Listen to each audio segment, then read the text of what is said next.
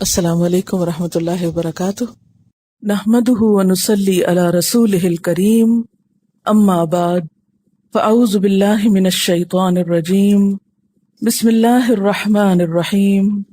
رب اشرح لی صدری ویسر لی امری واحلل عقدۃ من لسانی یفقہوا قولی۔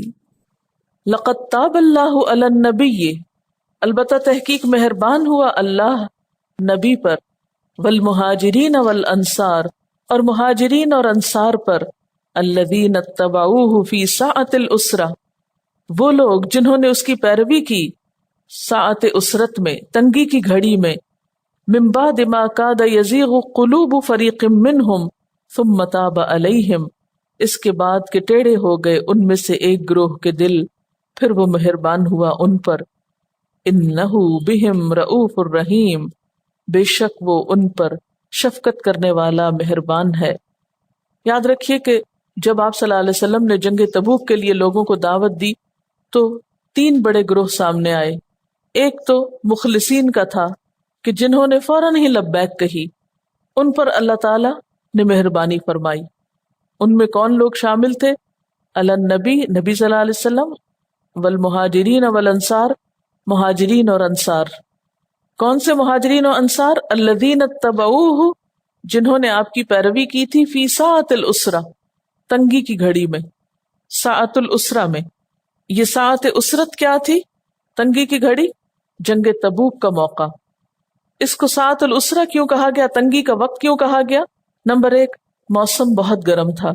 نمبر 2، فصلیں تیار تھیں۔ نمبر 3، سفر طویل تھا۔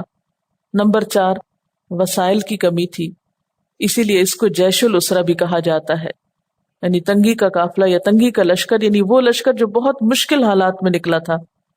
پھر ایک دوسرا گروہ تھا جو معترفین کا تھا۔ معترفین کون سے تھے؟ کہ جنگ کا اعلان ہوتے ہی تھوڑی دیر کے لیے ان کا دل ڈاواں ڈول ہوا، وہ اندر سے متزلزل ہوئے، اسی کی طرف یہاں اشارہ ہے۔ من بعد ما کاد یزیغ قلوب فریق منہم، یہ فریق منہم دوسرا گروہ ہے نا معترفین کا، کہ اس کے بعد کہ ان میں سے ایک گروہ کے دل ٹیڑھے ہو گئے تھے، یعنی تھوڑی دیر کے لیے ڈاواں ڈول ہوئے تھے۔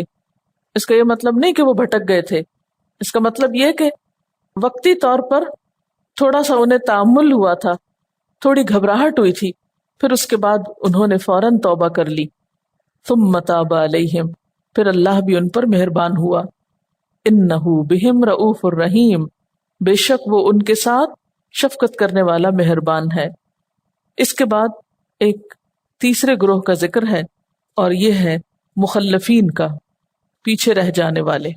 وعلی الثلاثۃ، اور اوپر 3 کے، کیا یعنی اللہ تعالی مہربان ہوا 3 صحابہ پر۔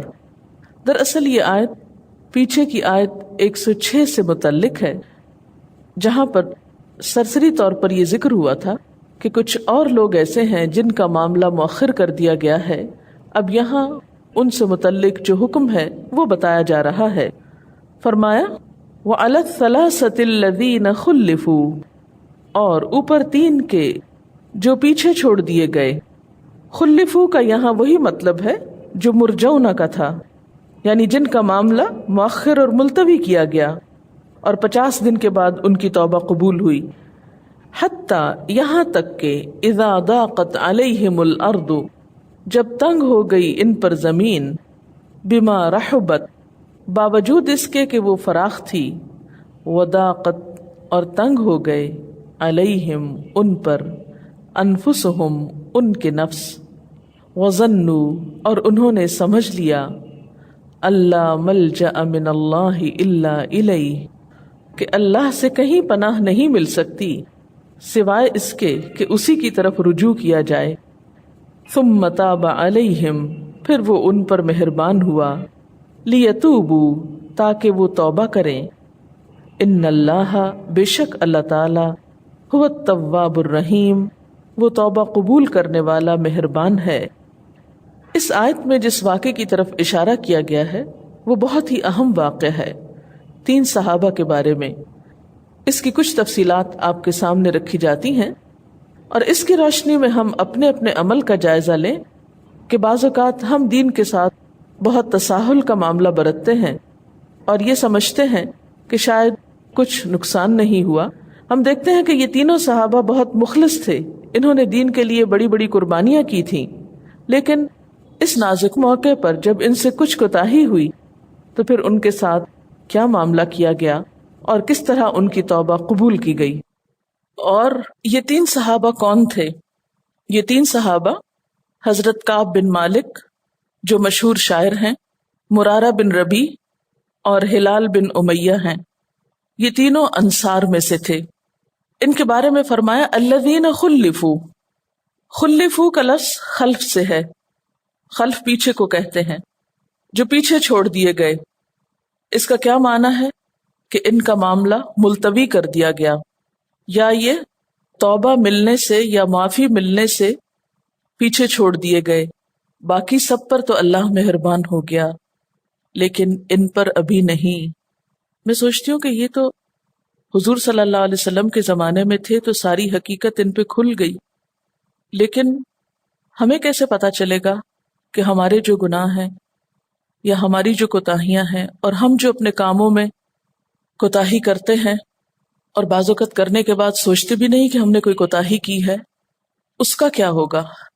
یہ تین لوگ انصاری صحابہ تھے جو اس سے پہلے بیعت عقبہ اور رسول اللہ صلی اللہ علیہ وسلم کے ساتھ دوسرے غزوات میں شریک رہ چکے تھے، یعنی ان کا ماضی کوئی ایسا نہ تھا کہ یہ کوتاہ لوگ تھے یا نعوذ باللہ ان سے کوئی دین کے معاملے میں کمی بیشی ہوئی تھی، مگر اس وقت اتفاقی طور پر بائی چانس وہ ایک بھول کا شکار ہو گئے یا سستی کا شکار ہو گئے۔ اور منافقین جو اس جہاد میں اپنے نفاق کی وجہ سے شریک نہیں ہوئے تھے، انہوں نے بھی ان کو ایسے ہی مشورے دیے جس سے ان کی ہمت ٹوٹ گئی۔ مگر جب حضور صلی اللہ علیہ وسلم جنگ تبوک سے واپس آئے تو ان سب منافقین نے حاضر ہو کر جھوٹے عذر پیش کیے، جھوٹی قسمیں کھا کے حضور صلی اللہ علیہ وسلم کو راضی کر لیا۔ آپ صلی اللہ علیہ وسلم نے بھی ان کی باطنی حالت کو اللہ کے سپرد کر دیا اور ان کی ظاہری قسموں کو قبول کر لیا، اور یہ لوگ آرام سے رہنے لگے، انہیں پرواہ بھی نہیں تھی کہ ہمارے ساتھ آخرت میں کیا ہونے والا ہے۔ کچھ لوگوں نے ان تین صحابہ کو بھی یہی مشورہ دیا کہ یہ بھی جا کے کوئی بہانہ کر لیں اور حضور صلی اللہ علیہ وسلم کو اپنے سے راضی کر لیں، لیکن ان کے ضمیر زندہ تھے، ان کے دلوں نے ملامت کی کہ نہیں، ایک تو ہم جہاد سے پیچھے رہے اور پھر جا کر جھوٹا بہانہ کریں۔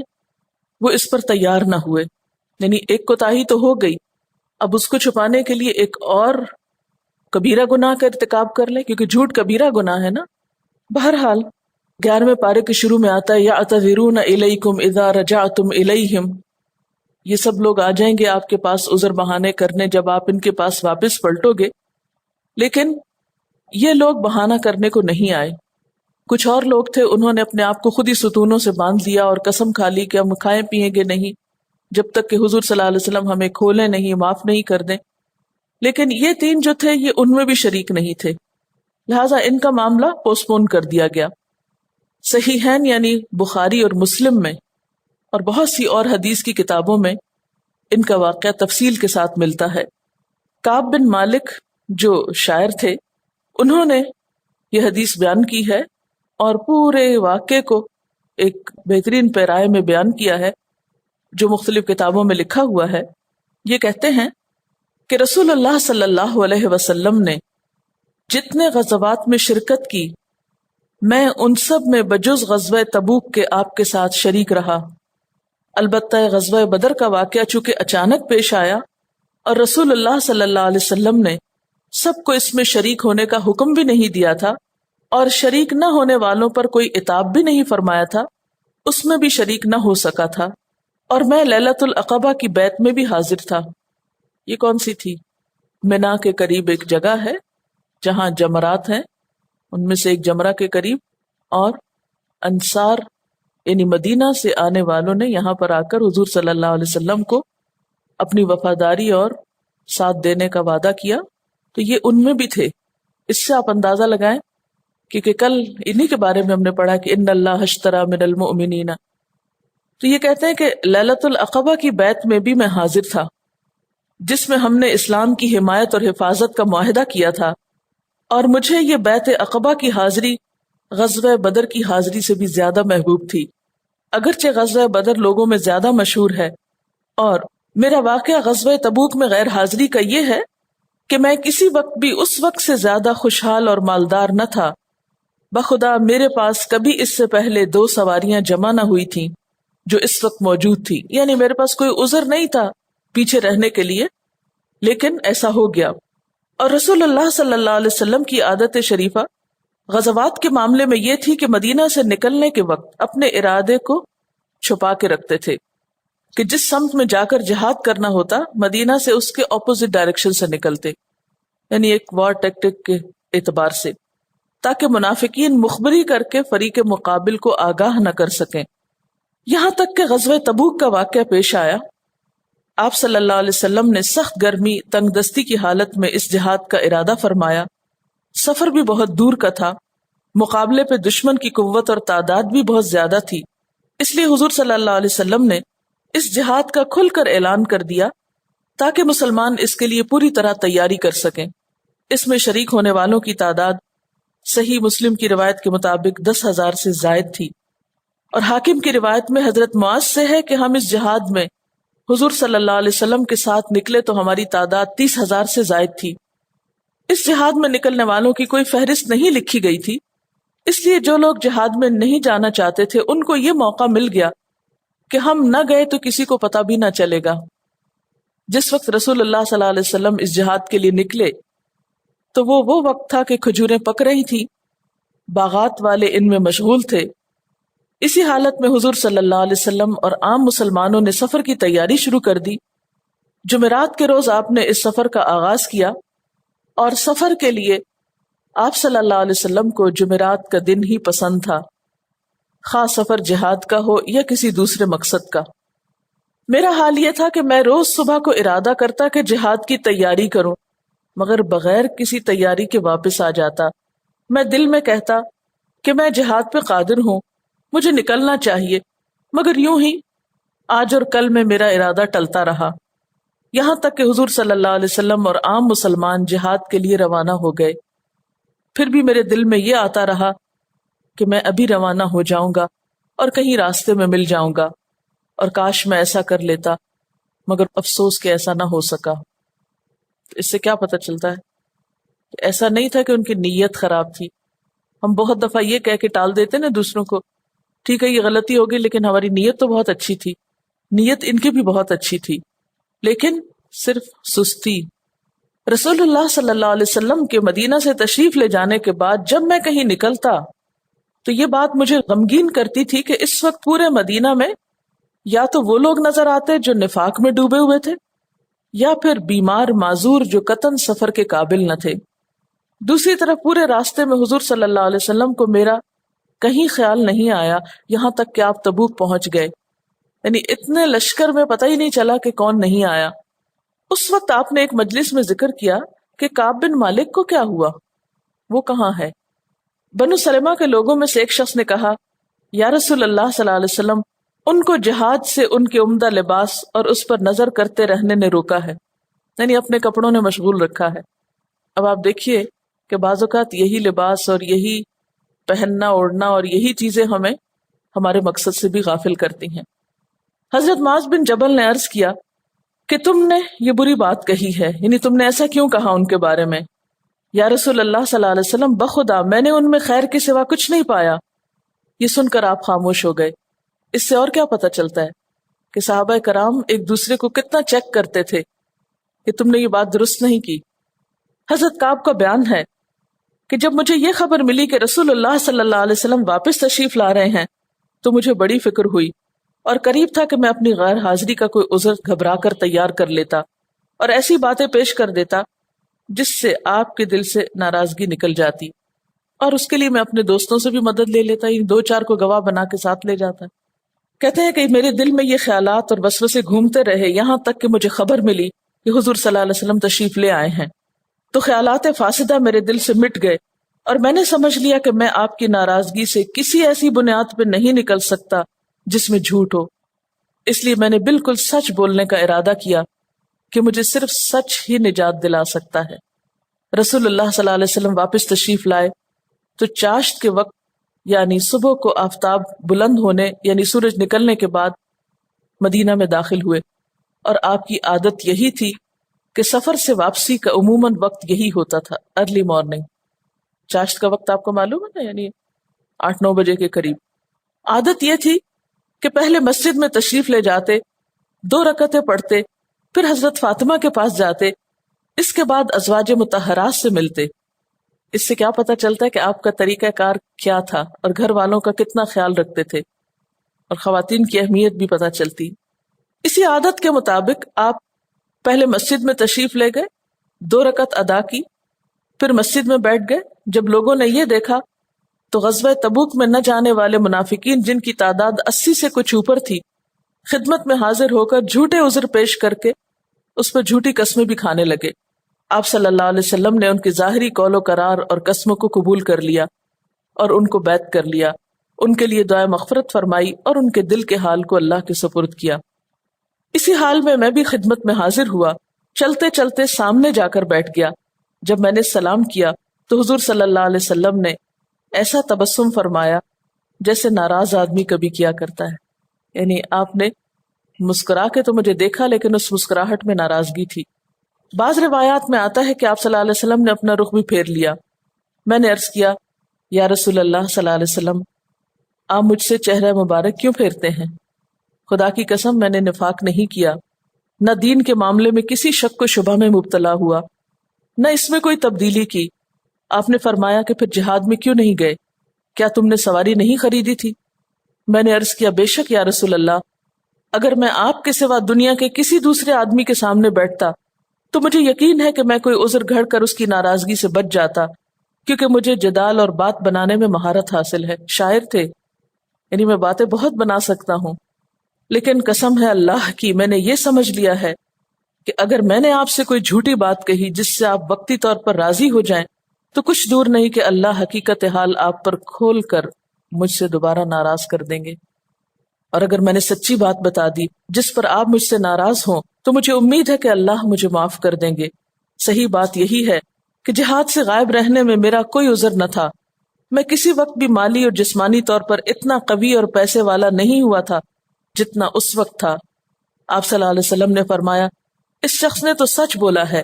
پھر فرمایا کہ اچھا جاؤ، یہاں تک کہ اللہ تمہارے بارے میں کوئی فیصلہ کر دے۔ یہی ہے وہ لفظ کہ وہ علی الثلاثۃ الذین خلفوا، خلفوا پیچھے چھوڑ دیے گئے، یعنی معافی سے پیچھے چھوڑ دیے گئے۔ یہ کہتے ہیں کہ میں یہاں سے اٹھ کر چلا تو بنی سلمہ کے چند آدمی میرے پیچھے لگے، کہنے لگے کہ اس سے پہلے تو ہمارے علم میں تم نے کوئی گناہ نہیں کیا، یہ تم نے کیا بے وقوفی کی، اس وقت کوئی عذر پیش کر دیتے جیسا دوسرے متخلفین نے پیش کیا، اور تمہارے گناہ کی معافی کے لیے حضور صلی اللہ علیہ وسلم کا استغفار کرنا کافی ہو جاتا۔ بخدا یہ لوگ مجھے بار بار ملامت کرتے رہے، یہاں تک کہ میرے دل میں خیال آ گیا کہ میں واپس جاؤں اور پھر جا کر عرض کروں کہ میں نے جو بات پہلے کہی تھی وہ غلط تھی اور میرا عذر صحیح تھا۔ یعنی لوگوں نے مجھے اتنا زیادہ ورغلایا کہ میں جانے کو تیار تھا۔ اس سے کیا پتہ چلتا ہے کہ آپ کی سوچ آپ کے دوستوں اور کمپنی کے مطابق ہوتی ہے، جس طرح وہ کہیں آپ ویسے ہی سوچنے لگتے ہیں۔ مگر پھر میں نے دل میں کہا کہ میں ایک کے 2 گناہ نہ بناؤں، ایک گناہ تو پیچھے رہنے کا سرزد ہو چکا، دوسرا گناہ جھوٹ بولنے کا کر گزروں۔ پھر میں نے ان لوگوں سے پوچھا کہ متخلفین میں کوئی اور بھی میرے ساتھ ہے جس نے اپنے جرم کا اعتراف کیا ہو؟ لوگوں نے بتایا 2 آدمی اور ہیں جنہوں نے تمہاری طرح اقرار جرم کیا ہے، اور ان کو بھی وہی جواب دیا گیا جو تمہیں کہا گیا کہ اللہ کے فیصلے کا انتظار کرو۔ میں نے پوچھا وہ 2 کون ہیں؟ انہوں نے بتایا کہ ایک مرارہ ہے اور دوسرے ہلال ہیں۔ ابن ابی حاتم کی روایت میں ہے کہ ان میں سے پہلے یعنی مرارہ کے تخلف کا تو سبب یہ ہوا کہ ان کا ایک باغ تھا جس کا پھل اس وقت پک رہا تھا، تو انہوں نے اپنے دل میں کہا کہ تم نے اس سے پہلے بہت سے غزوات میں حصہ لیا ہے، اگر اس سال جہاد میں نہ جاؤ تو کیا جرم ہے؟ ہم بھی تو بعض اوقات یہ سوچتے ہیں اس سے پہلے فلاں بھی نیکی کر چکے ہیں، یہ بھی، تو کیا ہوا اگر اس موقع پر یہ نہ کریں؟ کوئی بہت بڑی بات ہے۔ لیکن جب انہیں بعد میں اپنی غلطی کا احساس ہوا تو انہوں نے اللہ سے عہد کیا کہ یہ باغ میں نے اللہ کی راہ میں صدقہ کیا جس نے مجھے جہاد میں جانے سے روکا۔ دوسرے بزرگ حضرت ہلال بن امیہ کا یہ واقعہ ہوا کہ ان کے اہل و عیال عرصے سے جدا تھے، اس موقع پہ سب جمع ہو گئے تو یہ خیال آیا کہ اس سال میں جہاد میں نہ جاؤں اور اپنے اہل و عیال کے ساتھ رہ لوں، یعنی اتنے عرصے بعد ساری فیملی اکٹھی ہوئی ہے تو ابھی تھوڑا ان کو ٹائم دے دوں.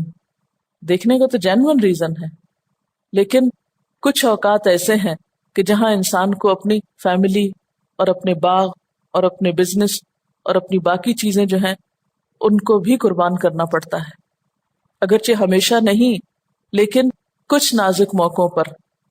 انہیں جب اپنی غلطی کا احساس ہوا تو انہوں نے یہ عہد کیا کہ میں اب اپنے اہل و عیال سے علیحدگی اختیار کر لوں گا.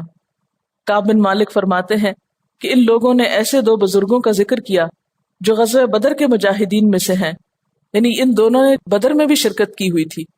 تو میں نے کہا کہ بس میرے لیے انہی دونوں کا عمل قابل تقلید ہے. یہ کہہ کر میں اپنے گھر چلا گیا کہ بس ٹھیک ہے، اب انہیں تین ہونے کی وجہ سے آپس میں سہارا ہو گیا. ادھر رسول اللہ صلی اللہ علیہ وسلم نے صحابہ کرام کو ہم تینوں کے ساتھ سلام کلام کرنے سے منع کر دیا. اس وقت ہم تو سب مسلمانوں سے بدستور محبت کرتے تھے، مگر ان سب کا رخ ہم سے پھر گیا، ہم سے کوئی بات نہ کرتا تھا. ابن ابی شیبہ کی روایت میں ہے اب ہمارا حال یہ ہو گیا کہ ہم لوگوں کے پاس جاتے، کوئی ہم سے کلام نہ کرتا، نہ سلام کرتا، نہ سلام کا جواب دیتا. مسند عبد الرزاق میں ہے کہ اس وقت ہماری دنیا بدل گئی، ایسا لگنے لگا کہ نہ وہ لوگ ہیں جو پہلے تھے، نہ ہمارے باغ اور مکان وہ ہیں جو پہلے تھے، سب کچھ اجنبی نظر آنے لگا. مجھے سب سے بڑی فکر یہ تھی کہ اگر میں اس حال میں مر گیا تو حضور صلی اللہ علیہ وسلم میرا جنازہ نہ پڑھائیں گے، یا خدا نہ خواستہ اس عرصے میں حضور صلی اللہ علیہ وسلم کی وفات ہو گئی تو میں عمر بھر اسی طرح سب لوگوں میں ذلیل و خوار ہوتا پھروں گا. یعنی آپ نے اگر معاف نہیں کیا تو بعد میں کوئی معاف نہیں کرے گا، تو زندگی کیسے کٹے گی؟ اس کی وجہ سے میرے لیے ساری زمین بیگانہ اور ویرانہ نظر آنے لگی. اسی حال میں ہم پہ 50 راتیں گزر گئیں. اسی کیفیت کو یہاں ذکر کیا گیا، حتی اذا ضاقت علیہم الارض بما رحبت، یہاں تک کہ زمین اپنی ساری وسعت کے باوجود ان پہ تنگ ہو گئی. وضاقت علیہم انفسہم، اور ان کی اپنی جانیں بھی ان پہ بوجھ ہونے لگیں، اپنے آپ سے بیزار ہونے لگے. وظنوا، اور انہوں نے سمجھ لیا، اللہ ملجأ من اللہ الا الیہ، لیکن یہ سمجھ ہمیں نہیں آتی. یہ کہتے ہیں کہ اس زمانے میں میرے دونوں ساتھی مرارہ اور ہلال تو شکستہ دل ہو کر گھر بیٹھ رہے، رات دن روتے تھے. ضاقت علیہم انفسہم، لیکن میں جوان آدمی تھا، باہر نکلتا، چلتا پھرتا، نماز میں سب مسلمانوں کے ساتھ شریک ہوتا، بازاروں میں پھرتا، مگر کوئی مجھ سے کلام نہ کرتا، نہ میرے سلام کا جواب دیتا. حضور صلی اللہ علیہ وسلم کی مجلس میں نماز کے بعد حاضر ہوتا، سلام کرتا تو یہ دیکھا کرتا کہ آپ صلی اللہ علیہ وسلم کے لب مبارک کو جواب سلام کے لیے حرکت ہوئی یا نہیں، یعنی آپ کے ہونٹ ہلے ہیں یا نہیں جواب میں. پھر میں آپ کے قریب ہی نماز پڑھتا تو نظر چرا کر آپ کی طرف دیکھتا تو معلوم ہوتا کہ جب میں نماز میں مشغول ہو جاتا ہوں تو آپ میری طرف دیکھتے ہیں، اور جب میں آپ کی طرف دیکھتا ہوں تو آپ رخ پھیر لیتے ہیں. جب لوگوں کی یہ بے وفائی دراز ہوئی تو ایک روز میں اپنے چچا زاد بھائی قتادہ کے پاس گیا جو میرے سب سے زیادہ دوست تھے. میں ان کے باغ میں دیوار پھاند کر داخل ہوا، ان کو سلام کیا. خدا کی قسم انہوں نے بھی میرے سلام کا جواب نہ دیا. میں نے پوچھا، قتادہ کیا تم نہیں جانتے کہ میں اللہ اور اس کے رسول سے محبت رکھتا ہوں؟ اس پر بھی وہ چپ رہے، کوئی جواب نہیں دیا. جب میں نے بار بار یہ سوال دہرایا تو تیسری یا چوتھی مرتبہ بھی انہوں نے صرف اتنا کہا کہ اللہ جانتا اور اس کا رسول. یہ عزیز ترین دوست کا جواب تھا. اس سے آپ اندازہ لگائیں کہ کیا حال ہوا ہوگا.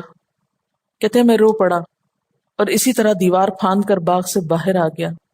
آپ سوچیں آپ کسی کے گھر جائیں اور بار بار آپ اس سے پوچھیں، نہ کوئی آپ کے سلام کا جواب دے، نہ کوئی آپ کو ویلکم کرے اور منہ موڑ لے آپ سے. اسی زمانے میں ایک روز میں مدینہ کے بازار میں چل رہا تھا کہ اچانک ملک شام کا ایک نبطی شخص جو غلہ فروخت کرنے کے لیے شام سے مدینہ آیا تھا، اس کو دیکھا کہ لوگوں سے پوچھ رہا ہے کیا کوئی مجھے کعب بن مالک کا پتہ بتا سکتا ہے، کیونکہ شاعر تھے نا تو مشہور تھے. ذرا لوگوں نے مجھے دیکھ کر میری طرف اشارہ کر دیا. وہ آدمی میرے پاس آ گیا اور مجھے شاہ غسان کا ایک خط دیا جو ایک ریشمی رومال پر لکھا ہوا تھا، جس کا مضمون یہ تھا، اما بعد، مجھے یہ خبر ملی ہے کہ آپ کے نبی نے آپ سے بے وفائی کی اور آپ کو دور کر رکھا ہے. اللہ تعالیٰ نے تمہیں ذلت اور ہلاکت کی جگہ میں نہیں رکھا. تم اگر ہمارے یہاں آنا پسند کرو تو آ جاؤ، ہم تمہاری مدد کریں گے. یعنی اب ایک بادشاہ کی طرف سے آفر ہوئی کہ تم اب ہمارے دربار میں آ جاؤ. کہتے ہیں میں نے جب یہ خط پڑھا تو کہا یہ ایک اور امتحان اور آزمائش کہ اہل کفر کو مجھ سے اس کی طمع اور توقع ہو گئی کہ میں ان کے ساتھ مل جاؤں۔ میں یہ خط لے کر آگے بڑھا اور ایک دکان پر تنور لگا ہوا تھا اور اس میں پھینک دیا کہ مجھے ایسی آفر نہیں چاہیے۔ حضرت کعب فرماتے ہیں کہ جب 50 میں سے 40 راتیں گزر گئیں تو اچانک دیکھا کہ حضور صلی اللہ علیہ وسلم کا ایک قاصد خزیمہ بن ثابت میرے پاس آ رہے ہیں۔ آ کر یہ کہا کہ حضور صلی اللہ علیہ وسلم نے حکم دیا ہے کہ تم اپنی بیوی سے بھی علیحدگی اختیار کر لو۔ میں نے پوچھا کیا طلاق دے دوں، کیا کروں؟ انہوں نے بتایا نہیں، عملاً اس کے قریب نہ جاؤ۔ اس طرح کا حکم میرے دونوں ساتھیوں کے پاس بھی پہنچا۔ میں نے بیوی سے کہا تم اپنے میکے چلی جاؤ، وہیں رہو جب تک کہ اللہ کوئی فیصلہ نہ کر دے۔ ہلال بن امیہ کی اہلیہ خولہ بنت عاصم یہ حکم سن کر حضور صلی اللہ علیہ وسلم کی خدمت میں حاضر ہوئی اور عرض کیا ہلال ایک بوڑھے آدمی ہیں، ان کا کوئی خادم نہیں۔ ابن ابی شیبہ کی روایت میں یہ بھی ہے کہ وہ نگاہوں سے صحیح دیکھ بھی نہیں سکتے، کیا آپ یہ پسند نہیں فرمائیں گے کہ میں ان کی خدمت کرتی رہوں؟ فرمایا خدمت کرنے کی ممانعت نہیں، البتہ وہ تمہارے پاس نہ جائیں۔ انہوں نے عرض کیا وہ تو بڑھاپے کی وجہ سے ایسے ہو گئے ہیں کہ ان کو ضرورت نہیں، اور واللہ ان پر تو مسلسل گریہ تاری ہے، دن رات روتے رہتے ہیں۔ کعب بن مالک فرماتے ہیں مجھے بھی میرے بعض متعلقین نے مشورہ دیا کہ تم بھی حضور صلی اللہ علیہ وسلم سے بیوی کو ساتھ رکھنے کی اجازت لے لو جیسا کہ آپ نے ہلال کو دے دی ہے۔ میں نے کہا میں ایسا نہیں کروں گا، معلوم نہیں آپ کیا جواب دیں، اس کے علاوہ میں جوان آدمی ہوں، اور پھر اسی حال میں نے 10 راتیں گزاری، یہاں تک کہ 50 راتیں مکمل ہو گئیں۔ مسند عبد الرزاق کی روایت میں ہے کہ اس وقت ہماری توبہ حضور صلی اللہ علیہ وسلم پر 1/3 رات گزرنے کے وقت نازل ہوئی، یعنی 1/3 رات گزر چکی تھی کہ آپ پر وہی نازل ہوئی، اور اس میں ہماری توبہ کا پیغام تھا اللہ تعالیٰ کی طرف سے۔ ام المومنین حضرت ام سلمہ جو اس وقت حاضر تھی، انہوں نے عرض کیا کہ اجازت ہو تو کعب بن مالک کو اسی وقت خبر کر دی جائے۔ آپ نے فرمایا ایسا ہوا تو ابھی لوگوں کا ہجوم ہو جائے گا، رات کی نیند مشکل ہو جائے گی۔ کعب بن مالک فرماتے ہیں کہ 50ویں رات کے بعد صبح کی نماز پڑھ کر میں اپنے گھر کی چھت پر بیٹھا تھا، اور حالت وہ تھی جس کا ذکر اللہ تعالیٰ نے قرآن پاک میں کیا کہ مجھ پر میری جان اور زمین باوجود وسعت کے تنگ ہو چکی تھی۔ اچانک میں نے سلا پہاڑ کے اوپر سے کسی چلانے والے کی آواز سنی جو بلند آواز سے کہہ رہا تھا اے کعب بن مالک بشارت ہو۔ محمد بن عمر کی روایت میں ہے کہ یہ بلند آواز سے کہنے والے ابو بکر تھے، جنہوں نے جبل صلا پر چڑھ کر یہ آواز دی کہ اللہ نے کعب کی توبہ قبول کر لی، بشارت ہو۔ اور عقبہ کی روایت میں ہے کہ یہ خوشخبری حضرت کعب کو سنانے کے لیے 2 آدمی دوڑے، ان میں سے ایک آگے بڑھ گیا، جو پیچھے رہ گیا تھا اس نے یہ کیا کہ صلا کی پہاڑی پہ چڑھ کے آواز دے دی، اور کہا جاتا ہے یہ دوڑنے والے 2 لوگ حضرت ابو بکر اور حضرت عمر تھے جو نیکی کے کام میں دوڑ رہے ہیں۔ ایک دوڑ میں آگے نکل گئے تو دوسرے نے پہاڑ پہ چڑھ کے پکار دیا۔ کعب بن مالک فرماتے ہیں یہ آواز سن کر میں سجدے میں گر گیا اور بہت خوشی سے رونے لگا۔ مجھے معلوم ہو گیا کہ اب کشادگی آ گئی۔ حضور صلی اللہ علیہ وسلم نے صبح کی نماز کے بعد صحابہ کرام کو ہماری توبہ قبول ہونے کی خبر دی تھی۔ اب سب طرف سے لوگ ہمیں مبارک دینے کے لیے دوڑ پڑے۔ بعض لوگ گھوڑے پر سوار ہو کر میرے پاس پہنچے، مگر پہاڑ سے آواز دینے والے کی آواز سب سے پہلے پہنچ گئی۔ کعب بن مالک کہتے ہیں میں حضور صلی اللہ علیہ وسلم کی خدمت میں حاضری کے لیے نکلا تو لوگ جوک در جوک مجھے مبارک دینے کے لیے آ رہے تھے۔ کعب فرماتے ہیں کہ میں مسجد نبوی میں داخل ہوا تو دیکھا کہ حضور صلی اللہ علیہ وسلم تشریف فرما ہے، آپ کے گرد صحابہ کا مجمع ہے۔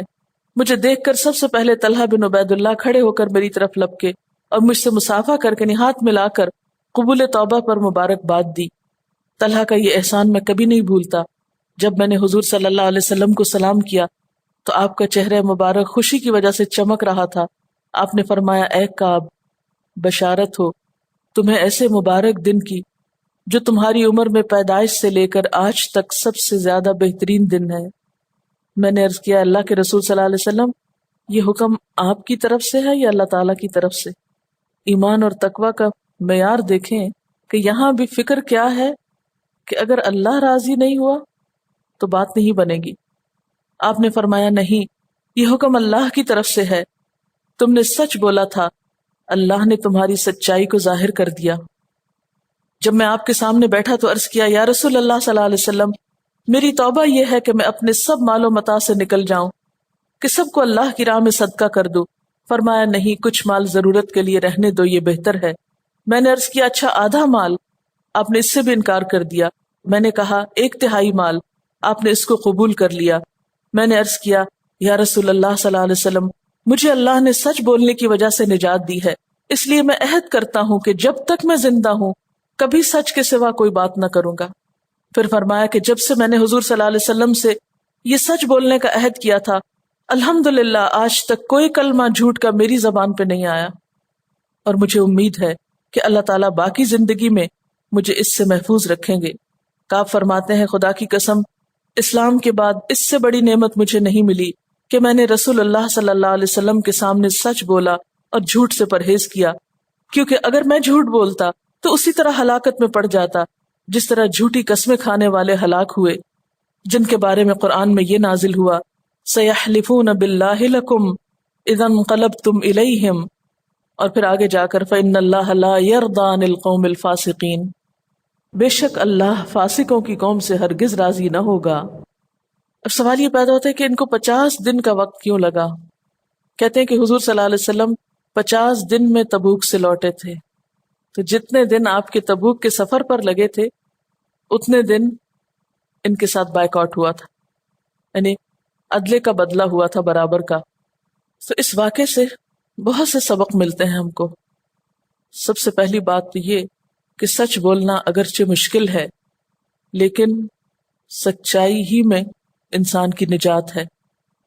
دوسرا یہ کہ سفر کے لیے حضور صلی اللہ علیہ وسلم کو جمعرات کا دن پسند تھا۔ تیسرا یہ کہ اپنے کسی بھی بڑے سے، یعنی جس طرح انہوں نے حضور صلی اللہ علیہ وسلم سے جھوٹ نہیں بولا، اسی طرح ہمیں بھی اپنے کسی بڑے استاد یا بزرگ یا والدین یا کسی بڑے کو راضی کرنے کے لیے جھوٹ سے کام نہیں لینا چاہیے، بھلے وہ ہم سے ناراض ہو جائیں لیکن جھوٹ نہیں بولنا چاہیے، کیونکہ جھوٹ کی ایک نحوست ہوتی، جھوٹ بولنے والے سے فرشتے بہت دور چلے جاتے۔ پھر اسی طرح آپ دیکھیں کہ بعض کوتاہیاں ایسی ہوتی ہیں کہ جن کے لیے اجازت ہے کہ کوئی بھی سربراہ یا کوئی بھی امیر اپنے متعلقین کو سزا دے سکتا ہے، جیسے حضور صلی اللہ علیہ وسلم نے ان کی تربیت کے لیے 50 دن کے لیے ان سے کٹ آف کر لیا، بات چیت بند کر دی اور سب کو حکم دیا کہ ان سے بات چیت نہ کی جائے۔ لیکن یہ سب کچھ نفرت کی وجہ سے نہیں تھا، عین محبت کی وجہ سے تھا۔ اسی وجہ سے آپ صلی اللہ علیہ وسلم جب حضرت کعب اپنے دھیان میں ہوتے تھے تو آپ ان کو دیکھتے رہتے تھے، یعنی دل میں محبت ہے لیکن دوسرے کے بھلے کے لیے، دوسرے کی تربیت کے لیے سزا دی جا رہی ہے، کسی ذاتی انتقام کے طور پر نہیں۔ پھر آپ دیکھیں کہ اس کو کہتے ہیں اللہ کی خاطر محبت، اللہ کی خاطر دوستی اور اللہ کی خاطر دشمنی، کہ قتادہ گہرے دوست ہیں لیکن اللہ کا حکم اور اللہ کے رسول صلی اللہ علیہ وسلم کے حکم کے بعد تنہائی میں بھی، اکیلے بھی وہ بات کا جواب نہیں دیتے۔ اس پر ہم اپنی دوستیوں کو پرکھیں۔ عموماً ہم جب اپنے گھروں میں ہوتے ہیں یا کلوز سرکل میں ہوتے ہیں تو ہم بعض اوقات کسی کا مذاق اڑا دیتے ہیں، کسی کی غیبت کر جاتے ہیں، کسی کے ساتھ اور کوئی برا بھلا کر جاتے ہیں اور سوچتے ہیں کہ اپنے ہی بیٹھے ہوئے ہیں نا، کھل کے بات کر لو۔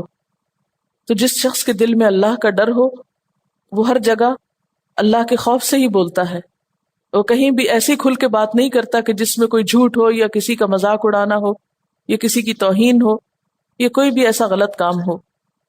پھر اسی طرح آپ دیکھیں کہ ایک طرف پورا شہر ناراض ہے اور دوسری طرف ایک دوسری مملکت کے بادشاہ کا خط ملا ہے، لیکن کس طرح وہ اس شاہی پیغام کو بھی ٹھکرا دیتے ہیں اور اس خط کو نشانی کے لیے بھی پاس نہیں رکھتے، اٹھا کے تنور میں پھینک دیتے ہیں، راستے میں ہی، گھر تک نہیں لے کے جاتے کہ یہ ایک اور بڑی آزمائش، کیونکہ شیطان ایسے موقعوں پہ خوب بہکاتا ہے۔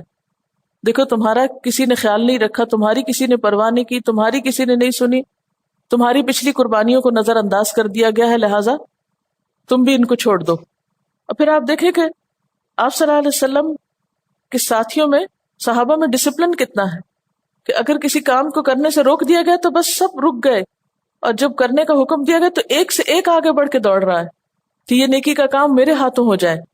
پھر اسی طرح اس سے یہ بھی پتہ چلتا ہے کہ نیک کاموں کی تکمیل میں ایک دوسرے کو مبارک دی جا سکتی ہے، جیسے قرآن پاک اگر کسی کا مکمل ہوا ہے یا اور کوئی نیکی کا کام، کو حج کر کے آیا یا عمرہ کر کے آیا یا اسی طرح کا کوئی اور نیکی کا موقع ہے تو اس کی مناسبت سے خوشی منائی جا سکتی ہے یا مبارک دی جا سکتی ہے۔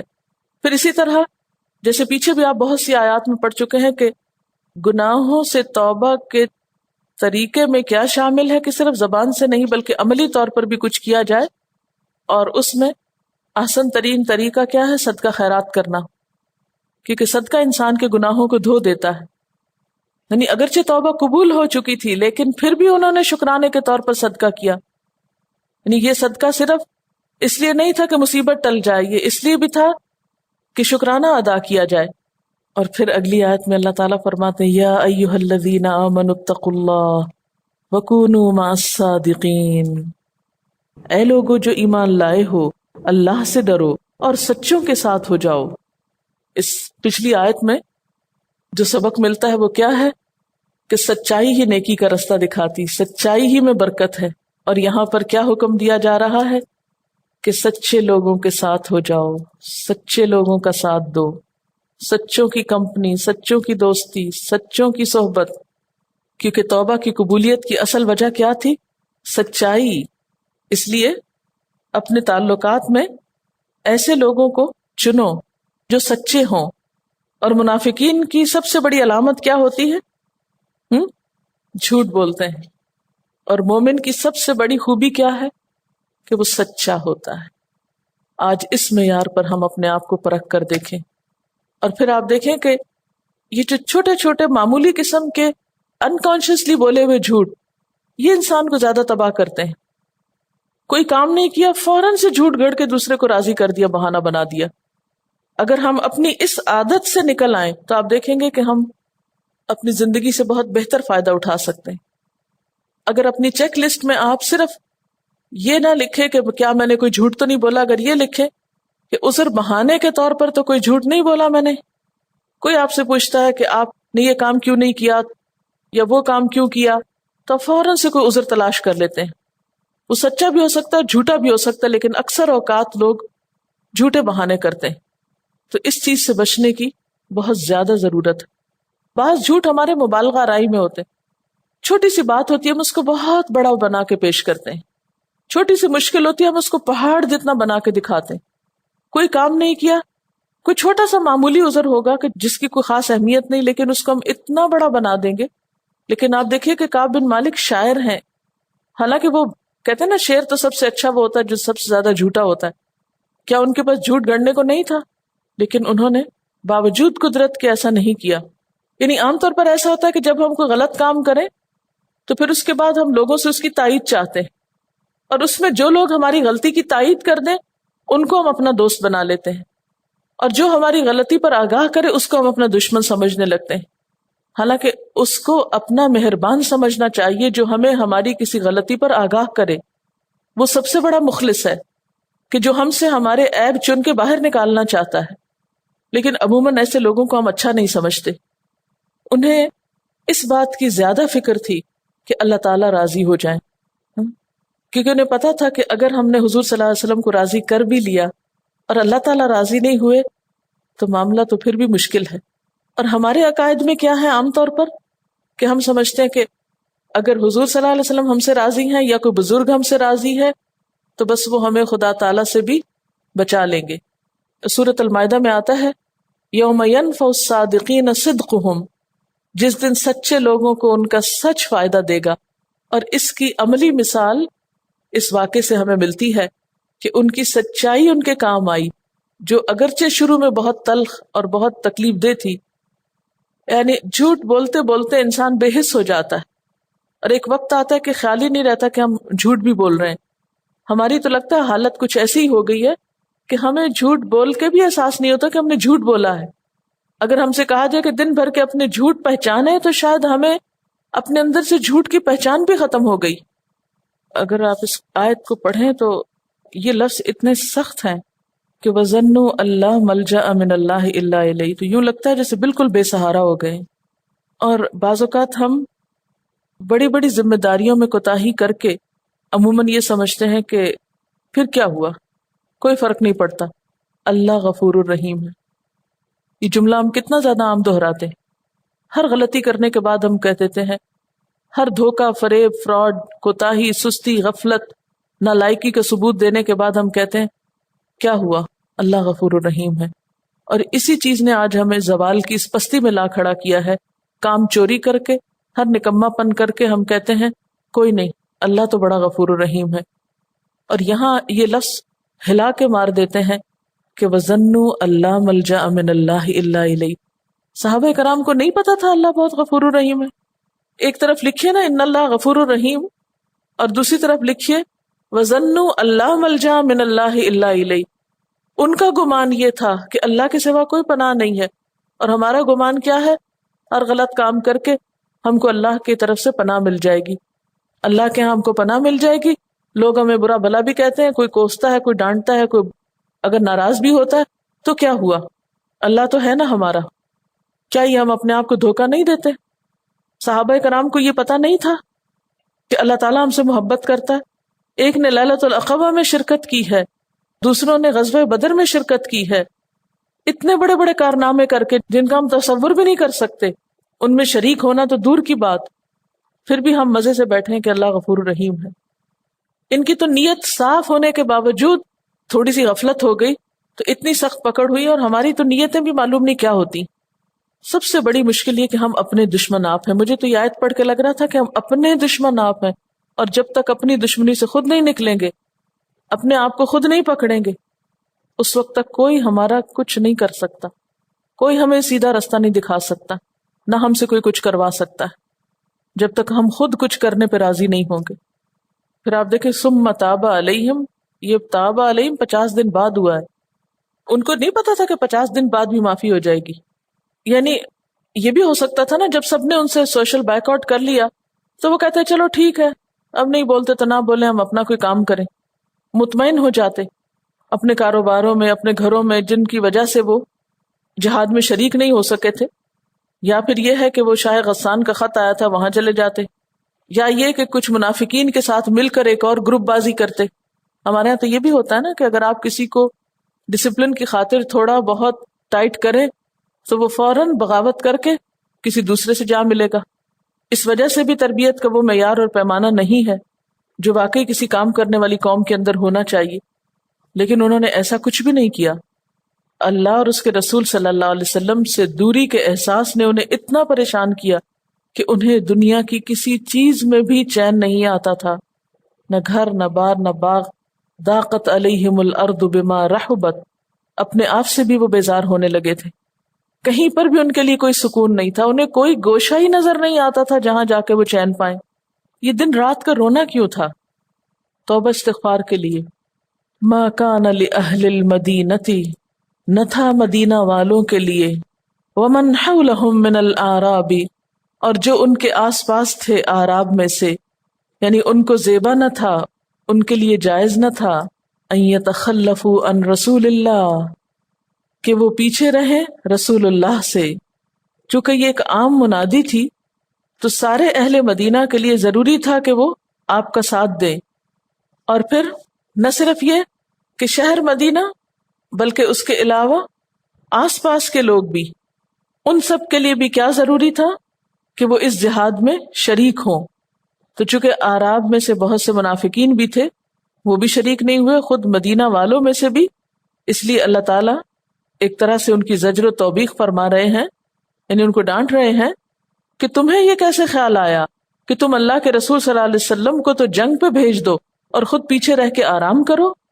ما کان لأہل المدینۃ ومن حولہم من الاعراب ان یتخلفوا عن رسول اللہ ولا یرغبوا بانفسہم عن نفسہ، اور نہ ان کے لیے یہ جائز ہے کہ وہ بے پرواہ ہو جائیں اپنے نفسوں کے ساتھ آپ کی ذات سے، یعنی اپنی ذات کا ایسا خیال رکھیں کہ آپ کی طرف سے بے پرواہ ہو جائیں. ایک مومن کے تو یہ شایان شان ہی نہیں کہ وہ اپنی ذات میں اتنا محو ہو جائے، اتنا گم ہو جائے کہ اللہ کے رسول صلی اللہ علیہ وسلم کو بھول جائے اور آپ کا ساتھ دینے کو فراموش کر دے. اس آیت کو ہم اپنے بارے میں کیسے لے سکتے ہیں؟ آپ دیکھیے کہ کیا وہ مشن جو آپ کی زندگی میں شروع ہوا تھا وہ ختم ہو چکا ہے. جس کام کے لیے آپ تشریف لائے تھے وہ کام مکمل ہو گیا ہے، پوری دنیا میں ہو چکا ہے. اب کسی کو ہدایت کی ضرورت نہیں. اللہ تعالیٰ نے تو پیغمبر بھیجنے بند کر دیے ہیں، اب یہ کام کس کو کرنا ہے؟ ہمیں کرنا ہے. لیکن ہم سب دیکھیں کہ جتنا ہم اپنی ذات کے لیے تھکتے ہیں، اپنے گھر کے لیے، اپنے خاندان کے لیے، اپنے مشاغل کے لیے، کیا ہم میں سے کوئی اتنا اللہ کے دین کے لیے بھی تھکتا ہے؟ ہماری ترجیحات اور ہماری پرائرٹیز کیا ہیں؟ ہم آپ کے مشن کے وارث ہیں، جو کام آپ کرنے آئے تھے وہ کام آپ کی امت کو دیا گیا ہے، لیکن آج امت اپنی ذات کو عزیز رکھے ہوئے ہے بنسبت اس کے کہ آپ کا نام بلند کرے۔ ذالک بانہم، یہ اس وجہ سے ہے کہ وہ لا یصیبہم ظمأ، نہیں پہنچتی ان کو کوئی پیاس، ولا نصب، اور نہ کوئی تھکاوٹ، ولا مخمصۃ، اور نہ کوئی بھوک، فی سبیل اللہ، اللہ کے راستے میں، ولا یطؤون، اور نہیں وہ چلتے، موطئن، چلنے کی جگہ، یغیظ الکفار، کہ غصہ دلائیں کفار کو، ولا ینالون، اور نہیں وہ لیتے، من عدو، دشمن سے، نیلن، کچھ لینا، یعنی مال غنیمت وغیرہ یا انتقام، الا، مگر کیا، کتب لہم، لکھ لیا جاتا ہے ان کے لیے، بہی، اس کے بدلے، عمل صالح، عمل صالح، نیکی، ان اللہ لا یضیع اجر المحسنین، بے شک اللہ تعالی محسنین کا اجر ضائع نہیں کرتا۔ اس سے کیا پتہ چلتا ہے کہ ان لوگوں کے لیے جہاد سے پیچھے رہنا اور حضور صلی اللہ علیہ وسلم کا ساتھ دینا کیوں ضروری ہے؟ کیونکہ اس کام میں کوئی چھوٹی سے چھوٹی قربانی بھی رائے گاہ نہیں جاتی۔ یہ سمجھتے ہیں کہ ساتھ جا کر یا وہ کام کر کے یا تھک کے یا بھوک پیاس کاٹ کے ان کو کوئی نقصان ہو رہا ہے، نہیں۔ اس راستے میں اگر کسی کو پیاس بھی لگے یا تھکاوٹ بھی ہو جائے یا بھوک لگے، یا جب وہ دشمن کے مقابلے پر نکلے اور ان کا صرف نکلنا ہی دشمن کو ناراض کرے، یا یہ کہ دشمن سے کوئی مال غنیمت لیں یا جنگ کر کے ان سے انتقام لیں، تو یہ سارے کام ایسے ہیں کہ جن کے بدلے ان کے لیے نیکیاں لکھی جا رہی ہیں۔ یہ تو ان کا اپنا فائدہ ہے، یہ کسی پہ احسان تو نہیں کر رہے، اور پیچھے رہ کر یہ اپنا ہی کچھ بگاڑ رہے ہیں۔ غزوہ تبوک میں پیچھے رہنے والوں میں ایک ابو خیثمہ انصاری بھی تھے۔ آپ صلی اللہ علیہ وسلم کی روانگی کے بعد وہ اپنے باغ میں گئے، وہاں خوشگوار سایہ تھا، بیوی نے پانی چھڑک کر زمین کو ٹھنڈا کیا ہوا تھا، چٹائی کا فرش بچھایا، تازہ کھجور کے خوشے لا کے سامنے رکھے، ٹھنڈا پانی پینے کے لیے پیش کیا۔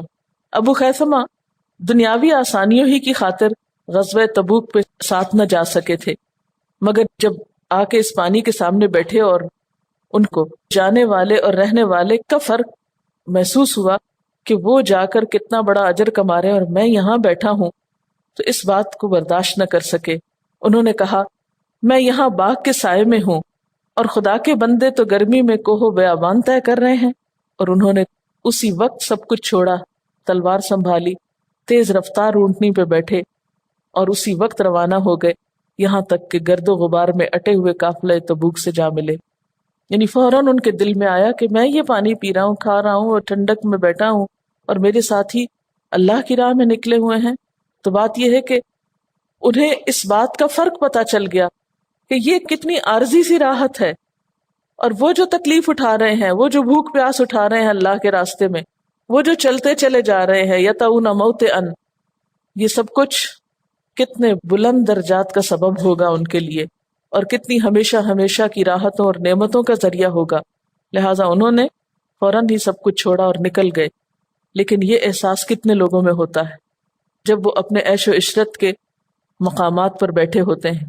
ہم سب اپنے بارے میں سوچیں کہ جب ہم دنیا کی کسی بھی نعمت کو حاصل کیے ہوئے ہوتے ہیں، اچھا کھانا کھا رہے ہوں، اچھے بستر میں سوئے ہوئے ہوں، آرام دہ جگہوں پر ہوں، تو ہمیں کبھی خیال آیا کہ اللہ کے رسول صلی اللہ علیہ وسلم نے کتنی قربانیاں دی، اور آج ہم صرف انہی چیزوں میں کھو کے رہ گئے؟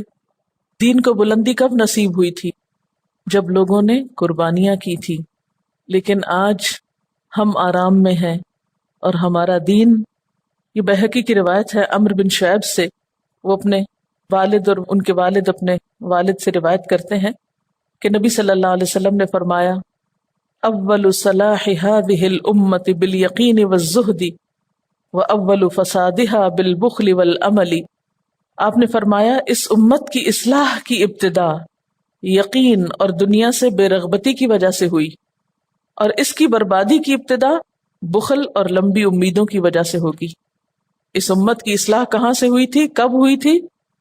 جب یقین تھا لوگوں کے اندر، اور یہ کعب بن مالک کا سارا واقعہ یقین پر ہی تو مشتمل ہے، اور دنیا سے بے رغبتی، جیسے ابو خیثمہ، سب کچھ سامنے ہے لیکن دل نہیں لگا اس ساری رونق میں، اٹھ کے نکل گئے۔ اور اس کی بربادی کہاں سے ہوگی؟ بخل۔ بخل کیا ہوتا ہے؟ دنیا کی نعمتیں اور خیر سب کچھ اپنی ذات تک بھینچ کے رکھنا، اور لمبی امیدیں، یعنی صرف دنیا کے بارے میں سوچنا۔ تو ظاہر ہے کہ پھر افراد تو انجوائے کر سکتے ہیں، لیکن قومیں جو ہیں رسوا ہو جاتی ہیں جب یہ کردار پیدا ہوتے ہیں۔ اور پھر آپ دیکھیں کہ دین صرف اس چیز کا نام نہیں ہے کہ نماز پڑھ لیں ہم یا صرف چند کام کر لیں، بلکہ یہاں پر آپ دیکھیں کہ دین اس وقت تک مکمل نہیں ہوتا، دین کے تقاضے پورے نہیں ہوتے جب تک اللہ کے راستے میں پیاس، تھکاوٹ اور بھوک لاحق نہ ہو۔ اور اگر کبھی کسی وقت ہمیں ایسی کوئی قربانی کرنی پڑے تو ہم پتہ نہیں کتنی دفعہ اس کا ذکر کرتے ہیں، کل تو بس سارا دن میں نے کچھ کھایا ہی نہیں، آج تو کینٹین میں سب کچھ ہی ختم ہو گیا، مجھے تو کچھ ملا ہی نہیں، آج تو میں لنچ لانا ہی بھول گئی اور بس میرے ساتھ تو بہت ہی ظلم ہو گیا۔ یعنی ہماری گفتگو کیا ہوتی، بار بار اپنی چھوٹی چھوٹی جو قربانیاں ہیں ان کے تذکرے۔ یہ اس دین کی سنت ہے، دین اسی راستے سے زندہ ہوتا ہے جب تک ہم قربانیاں نہیں کریں گے۔ ہم بازار گھومنے کے لیے تو بھوکے پیاسے رہ سکتے ہیں، دنیا کے اور کاموں کے لیے تو ہم تکلیفیں اٹھا لیتے ہیں، لیکن دین کے لیے اگر تھوڑی سی بھی کرنی پڑے تو ہمارے پاؤں شل ہو جاتے ہیں۔ اور پھر یہاں پر یعنی کہ بھوک پیاس اور تھکاوٹ تو ٹھیک ہے، لیکن یہ جو ہے ان کا چلنا، ان کا دین کے لیے نکلنا، یہ جو نکلنا ہے اس کا خاص ذکر ہے، جسے دیکھ کر کفار دانت پیستے ہیں، غضبناک ہوتے ہیں، کیونکہ اس نکلنے میں بڑی شان ہے، کیونکہ اس نکلنے سے ہی تو دشمن کے دل دہلتے تھے۔ اسی وجہ سے آج آپ دیکھیں کہ مختلف قسم کی ریلیز ہوتی ہیں، مختلف قسم کے جو جلسے جلوس وغیرہ ہوتے ہیں، وہ کس لیے نکلتے ہیں؟ کبھی آپ سوچیں کیا کرنے نکلے ہوئے سڑکوں پر؟ صرف اپنی قوت ہی تو دکھاتے ہیں، کیونکہ ایک گروہ اپنی قوت دکھاتا ہے تو دوسرا جلتا ہے، پھر وہ دکھاتا ہے تو پہلا جلتا ہے، اور یہ ہمارا جلانا آپس میں ہی ہے ایک دوسرے کو۔ لیکن یہاں پر کیا ہے؟ یغیظ الکفار۔ جب مسلمان گھوڑوں پہ سوار ہو کے ایسے علاقوں سے نکلتے کہ دشمن ان کے قدموں کی چاپ سنتے یا گھوڑوں کی ٹاپ سنتے تو ان کے دلوں کے اوپر وہ لگتی تھی جا کے۔ اور ولا ینالون من عدو نیلا، اور دشمن سے جو کچھ بھی وہ لیتے، یعنی ان کی جان لیتے یا انہیں قید کرتے یا شکست دیتے یا مال غنیمت لیتے، تو فی سبیل اللہ یہ سارے کام کیا ہے؟ اجر و ثواب کا باعث۔ ان اللہ لا یضیع اجر المحسنین، بے شک اللہ محسنین کا اجر ضائع نہیں کرتا۔ اور یہاں محسنین کون ہے؟ محسن وہ ہوتا ہے نا جو اپنے حق سے بڑھ کے کام کرتا ہے، قربانی کرنے والے مراد ہیں یہاں۔ ولا ينفقون نفقۃ صغیرۃ ولا کبیرۃ، اور نہیں وہ خرچ کرتے کوئی خرچ کرنا، چھوٹا ہو یا بڑا ہو، صغیرۃ ولا کبیرۃ، ولا یقطعون وادیا، اور نہیں وہ کوئی وادی پار کرتے، الا کتب لہم، مگر ان کے لیے لکھ لیا جاتا ہے۔ کیا لکھ لیا جاتا ہے؟ اجر لکھ لیا جاتا ہے۔ لیجزیہم اللہ احسن ما کانوا یعملون، تاکہ اللہ ان کے بہترین عمل کی ان کو جزا دے جو وہ کرتے رہے ہیں۔ یعنی مال کے ذریعے دین کی جو خدمت وہ کرتے ہیں، خواہ وہ تھوڑا ہوتا ہے یا زیادہ، اور دین کی خاطر کوئی وادی جو وہ پار کرتے ہیں، جہاں کہیں وہ جاتے ہیں، ان سب کے بدلے اجر و ثواب لکھ لیا جاتا ہے۔ جب اتنا شوق دلایا گیا تو پھر ہر شخص کا دل چاہتا تھا کہ وہ ضرور نکلے، لازمن نکلے۔ اس پر اللہ تعالیٰ فرماتے ہیں وَمَا كَانَ الْمُؤْمِنُونَ لِيَنْفِرُوا كَافَّةً، اور کچھ ضروری نہ تھا کہ اہل ایمان سارے کے سارے ہی نکل کھڑے ہوتے۔ جب اتنا شوق دلایا گیا تو پھر سب کو کیا محسوس ہوا کہ اب شاید نیکی صرف جہاد کے لیے نکلنا ہی ہے یا جنگ کے لیے نکلنا ہی ہے۔ اس موقع پہ سمجھایا گیا کہ نہیں، ضروری نہیں کہ صرف وہیں پر نکلو۔ فلولا نفر، پس کیوں نہ نکلا، من کل فرقۃ، ہر گروہ سے، منہم ان میں سے، طائفۃ ایک جماعت، لیتفقہوا فی الدین، کہ وہ دین میں سمجھ بوجھ پیدا کرتے، وَلِيُنذِرُوا قَوْمَهُمْ إِذَا رَجَعُوا إِلَيْهِمْ، اور تاکہ وہ اپنی قوم کو خبردار کرتے جب وہ ان کی طرف پلٹتے، لَعَلَّهُمْ يَحْذَرُونَ، تاکہ وہ بھی بچ سکیں۔ آپ دیکھیے کہ سورت کا اختتام ہو رہا ہے، پیچھے بہت باتیں قتال کی، جہاد کی، جنگ کی ہوئیں، اور پھر آخر میں آ کر تعلیم کی بات ہو رہی ہے۔ بعض مفسرین نے اس کا معنی بھی جہاد کے کانٹیکس میں بتایا ہے، اور بعض نے تعلیم کے کانٹیکس میں لیا ہے اول حصے کو۔ وَمَا كَانَ الْمُؤْمِنُونَ لِيَنْفِرُوا كَافَّةً، یعنی ضروری نہیں کہ جہاد کے لیے سارے ہی مسلمان نکلیں، یعنی کوئی موقع ایسے ہوتے ہیں کہ جب نفیر عام ہوتی ہے اور سب کو نکلنا ہوتا ہے، جب جہاد فرض عین ہوتا ہے۔ لیکن یہاں بتایا جا رہا ہے کہ ہر جہاد فرض عین نہیں، ہر قتال فرض عین نہیں۔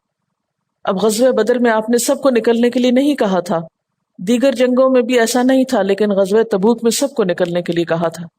اور چونکہ غزوہ تبوک ایک طرح سے آخری جنگوں میں سے ہے، اور خصوصی طور پر جب یہ واقعہ گزرا کہ ان 3 لوگوں کے ساتھ یہ معاملہ کیا گیا، تو صحابہ بہت محتاط ہو گئے، بہت چوکنے ہو گئے، اور جب بھی جہاد کا موقع آتا تو سب جانے کو تیار ہو جاتے، کوئی بھی پیچھے نہ ہوتا۔ تو اس پر بتایا جا رہا ہے کہ ہر جہاد اس نوعیت کا نہیں ہے کہ سب کے سب لوگ نکلیں، جیسا کہ تبوک میں تھا۔ اب کیا ہے، حالات کے مطابق افراد کی تقسیم کرنا ہے، اور وہ تقسیم کس طرح ہوگی کہ کچھ لوگ تو جنگ کے لیے تیار ہوں گے اور کچھ دوسرے لوگ دین کی سمجھ بوجھ کے لیے۔ اب آپ دیکھیے کہ دونوں کے لیے نفرہ کا لفظ استعمال ہو رہا ہے، نفرہ، یعنی جیسے جنگ میں جانا جہاد ہے، ایسے علمی میدان میں نکلنا بھی جہاد ہی کی قسم ہے۔ لینفرو میں بھی نون فیرے روٹ ہے، اور نفرہ دوسرا جو ہے یہ بھی نون فیرے ہے۔ اب حکم کیا ہے کہ کچھ لوگ تو میدان جنگ کے لیے نکلے اور کچھ دوسرے لوگ جہالت کے خلاف جنگ کے لیے نکلیں۔ فَلَوْلَا نَفَرَ مِن كُلِّ فِرْقَةٍ مِّنْهُمْ طَائِفَةٌ، چونکہ پیچھے اعراب کی بات ہوئی نا کہ یہ اللہ کی حدود سے واقف نہیں، اس لیے اپنے نفاق میں اور پکے ہو گئے۔ اور منافقین کے بارے میں بھی بار بار آتا ہے، لا یفقہون، لا یعلمون، لا یشعرون، شعور کی کمی ہے، سمجھ بوجھ کی کمی ہے، علم کی کمی ہے۔ تو یہاں پر اس کا اب علاج بتایا جا رہا ہے کہ اس کمی کو کیسے دور کیا جائے، کہ ہر بڑے گروہ میں سے ایک چھوٹی جماعت نکل کر آئے۔ اور یہاں پر کس جگہ نکل کر آنے کی طرف اشارہ ہے؟ مدینہ میں آئے، لیتفقہوا فی الدین، آپ کی صحبت میں رہ کے دین میں سمجھ بوجھ پیدا کریں، پھر واپس جائیں، وَلِيُنذِرُوا قَوْمَهُمْ، اپنی قوم کو خبردار کریں، اذا رجعوا الیہم، جب ان کی طرف پلٹ کر جائیں، لعلہم یحذرون، تاکہ وہ بھی ہلاکت سے بچیں۔ جس طرح جہاد کے لیے نہ نکلنا ہلاکت کا سبب ہے، اسی طرح علم کے لیے کوشش نہ کرنا اور ایک منظم کوشش نہ کرنا کہ ہر بستی، کل فرقہ، اور فرقہ سے مراد یہ فرقہ واریت نہیں ہماری، فرقہ کہتے ہیں ایک بڑی جماعت کو، بڑے گروپ کو، اور طائفہ کہتے ہیں چھوٹے گروپ کو، اسمال گروپ کو، کہ ہر بڑے گروپ میں سے ایک چھوٹا گروپ نکلے تاکہ وہ دین کی سمجھ بوجھ پیدا کریں۔ اور یہ بھی یاد رکھیے کہ دین کی سمجھ بوجھ پیدا کرنا یا تعلیم کا کام ایسا ہے جس میں انسان کو یکسوئی چاہیے ہوتی، دوسری مشغولیتوں سے فارغ ہونا پڑتا ہے۔ اس لیے اگر سارے لوگ تعلیم حاصل کرنے لگ جائیں تو پھر کیا ہوگا؟ باقی سرگرمیاں رک جائیں گی، جہاد کے لیے لوگ نہیں بچیں گے، یا یہ کہ معاشی سرگرمیاں نہیں ہو سکیں گی۔ تو اس لیے قرآن نے کیا حکم دیا کہ سارے کے سارے لوگ مدینہ کی طرف نہ آ جائیں علم حاصل کرنے کے لیے، باقی لوگ اپنی بستیوں میں رہیں، کام کاج کریں، تجارت زراعت کے کام کریں اور جنگ جہاد کے کام کریں، لیکن ایک مخصوص گروہ وہاں سے نکلے، وہ آ کے دین کی سمجھ بوجھ پیدا کرے اور واپس جا کے ان سب کو، خواہ کوئی جنگ پہ جانے والا ہو یا تاجر ہو یا زراعت کرنے والا ہو، سب کی اصلاح کرے اور سب کو تعلیم دے تاکہ وہ لوگ بھی غلط کاموں سے بچ سکیں۔ یعنی کتنا بہترین ایک آرگنائزڈ وے میں کام کرنے کا طریقہ سکھا دیا کہ جیسے شہروں میں مراکز قائم ہو، دیہاتوں سے بستیوں سے لوگ نکل کر آئیں، سیکھیں، اور وہ جا کر اپنی اپنی قوم کو سکھائیں ان کے حالات اور ان کی ضروریات کے مطابق۔ اور یہاں پر تفقہ فی الدین کی بات ہوئی ہے، فے قاف ہے، فقہ کا مطلب ہوتا ہے سمجھ بوجھ، اور یہاں پر لیتفقہوا فی الدین کا مطلب کیا ہے؟ دین کی بنیادی تعلیم میں سمجھ بوجھ، دین کی اسپرٹ، دین کی روح کو جاننا۔ اس کا یہ مطلب نہیں ہے کہ انسان مسئلے مسائل کی باریکیوں میں پڑ جائے، کیونکہ غرض کیا ہے اس تفقہ کی؟ وَلِيُنذِرُوا قَوْمَهُمْ، لوگوں کو ڈرانا، لوگوں کو خبردار کرنا، لوگوں کو آگاہ کرنا۔ تو اس سے کیا پتہ چلتا ہے کہ اسلامی تعلیم کے نصاب کی جو اسپرٹ ہے وہ کیا ہوگی؟ دین میں سمجھ بوجھ پیدا کرنا۔ اور مقصد کیا ہوگا اس کے سیکھنے کا؟ تاکہ دوسروں کو خبردار کیا جا سکے، اپنی قوم اور اپنے لوگوں کو ان کی نفسیات اور ان کی ضروریات کو سامنے رکھ کر بتا سکیں۔ اس کا ایک معنی یہ بھی کیا گیا اذا رجعوا الیہم، یعنی جنگ پہ جانے والے جب جنگ سے واپس آئیں، یہ معنی بھی اس کا کیا گیا ہے۔ تو اس وقت یہ دین کی سمجھ بوجھ والے ان کو جا کر سمجھائیں تاکہ وہ بچ جائیں ان ساری مشکلات سے اور ہلاکت سے، اور ان کی وجہ سے باقی لوگ جو سفر کرنے والے ہیں وہ بھی بچ جائیں۔ یحذرون کا لفظ جو ہے یہ بہت وسیع لفظ ہے، اس میں 2-3 لفظ جو ہے نا بہت قابل غور ہیں، ایک تفقہ کا، ایک انذار کا، اور ایک حذر کا۔ آپ دیکھیں کہ پریکٹیکلی یہ پاسبل نہ تھا کہ پورے کے پورے مسلمان، مثلا 30,000 کا لشکر گیا تھا جنگ تبوک کے لیے، اب از اٹ پاسبل کہ وہ 30,000 مدینہ میں رہ کے آپ سے علم حاصل کرتے؟ یہ ممکن نہ تھا۔ اس کا حل کیا سوچا گیا؟ سب اپنے گھروں کو واپس جائیں اور ہر بستی میں سے ایک اسمال گروپ نکل کے آئے، وہ سیکھے، باقی لوگ اپنے اپنے علاقوں میں ہی رہے، اپنے کام کاج کریں، یہ واپس جا کر ان کے اوقات کو سامنے رکھتے ہوئے ان کو سکھائیں۔ ہمیں تاریخ میں بہت سی اس کی مثالیں ملتی ہیں، ابھی میں آپ کو 2 مثالیں دوں گی جس سے آپ کو یہ مسئلہ مزید واضح ہو جائے گا۔ ہر بستی کی اپنی اپنی ضرورت ہے، مخصوص حالات ہوتے ہیں، مخصوص نفسیات ہوتی ہے، مخصوص ضروریات ہوتی ہیں۔ جو گاؤں کے علاقے ہوتے ہیں وہ اپنی جگہ، جو شہروں کے علاقے ہیں وہ اپنی جگہ، ان کی ضروریات، ذہنی لیول اور معیار کا فرق ہوتا ہے۔ ہر شخص اس قابل نہیں ہوتا کہ وہ دین کے سارے فلسفوں کو پوری طرح سمجھ سکے۔ اسی آیت کو جب میں نے پڑھا تھا تو اسی کو سامنے رکھ کر الہدیٰ کو بنایا گیا تھا، اور اس میں خاص طور پر یہ جو لفظ ہے نا لیتفقہوا فی الدین، اس کا ہمارے معاشرے میں عمومی طور پر کیا مطلب لیا جاتا ہے کہ بہت لمبی چوڑی جو ہے فقہ پڑھی جائے اور بہت علم کی باریکیوں کو اور مسائل کو جانا جائے اور کئی کئی سال پڑھا جائے، پھر جا کر آپ تبلیغ کرو۔ اب اس میں ہوتا کیا ہے؟ اس کا نتیجہ یہ ہوتا ہے کہ جب ہم بہت زیادہ علم کی باریکیوں میں چلے جاتے ہیں اور ایک لمبا عرصہ ایسے کاموں میں گزارتے ہیں تو پھر ہمارا ذہنی لیول عوام کے لیول سے بہت اونچا چلا جاتا ہے، عوام کی ضروریات کو پھر ہم نہیں سمجھتے۔ ہمارے معاشرے میں یہی کچھ ہوا ہے، علماء اور عوام کے درمیان ایک بہت بڑا گیپ آ گیا ہے، وہ ان کی زبان نہیں سمجھتے، وہ ان کی ضروریات نہیں سمجھتے۔ تو یہاں پر مقصد کیا ہے تفقہ کا؟ لِيُنذِرُوا قَوْمَهُمْ، انذار، آگاہ کرنا، خبردار کرنا، عالم بنانا نہیں۔ اور خود حضور صلی اللہ علیہ وسلم کی مجلس میں سب لوگ ہر روز نہیں آتے تھے، کچھ لوگوں نے باری مقرر کی ہوئی تھی۔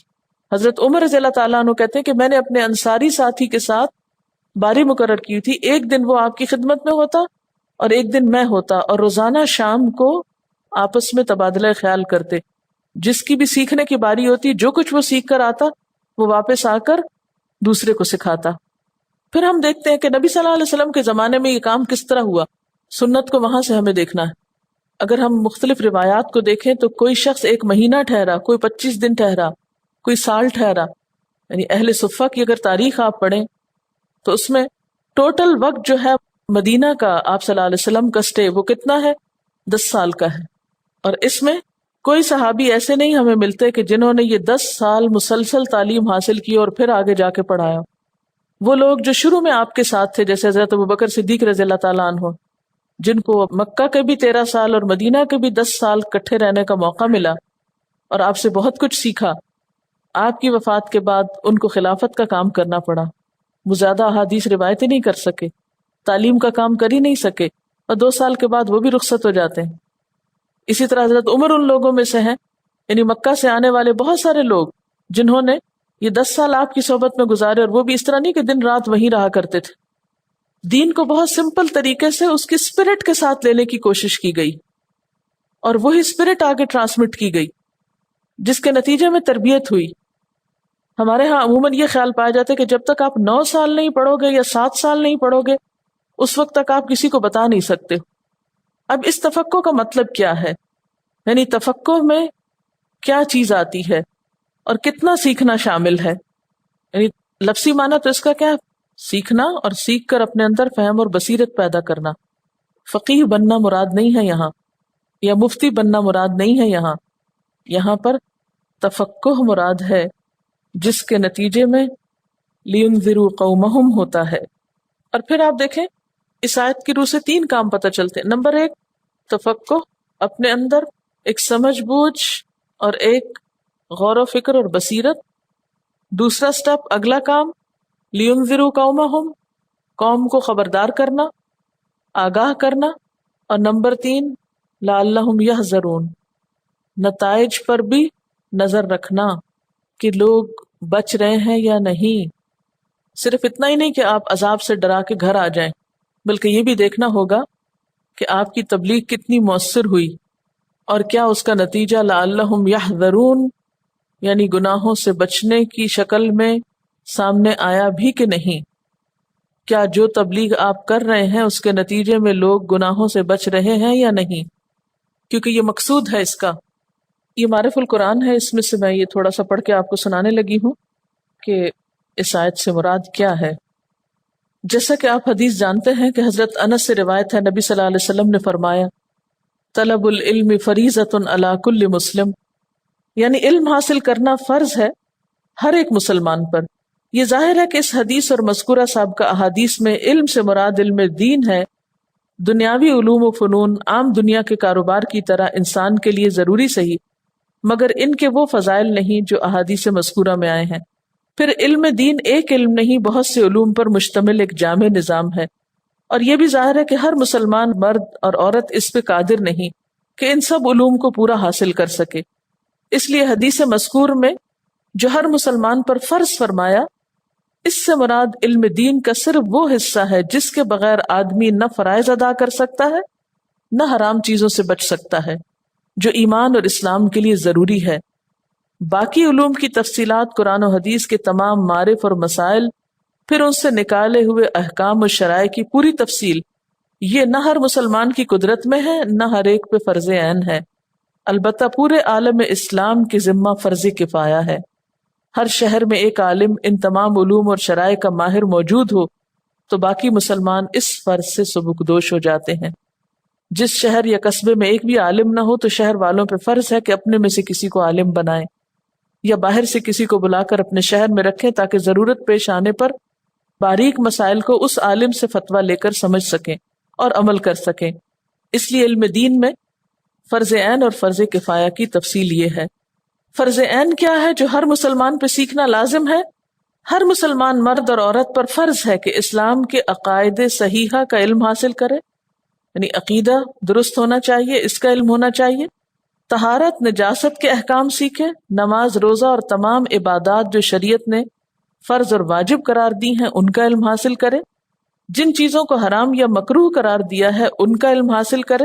جس کے پاس بقدر نصاب مال ہو اس پر فرض ہے کہ زکوٰۃ کے مسائل اور احکام معلوم کرے. جس کو حج پہ قدرت ہے اس کے لیے فرض عین ہے کہ حج کے احکام اور مسائل معلوم کرے.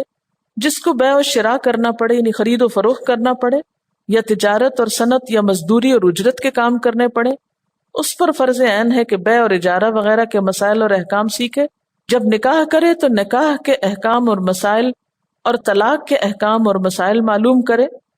غرض جو کام شریعت نے ہر انسان کے ذمہ فرض اور واجب کیے ہیں ان کے احکام اور مسائل کا علم حاصل کرنا ہر مسلمان مرد اور عورت پر فرض ہے.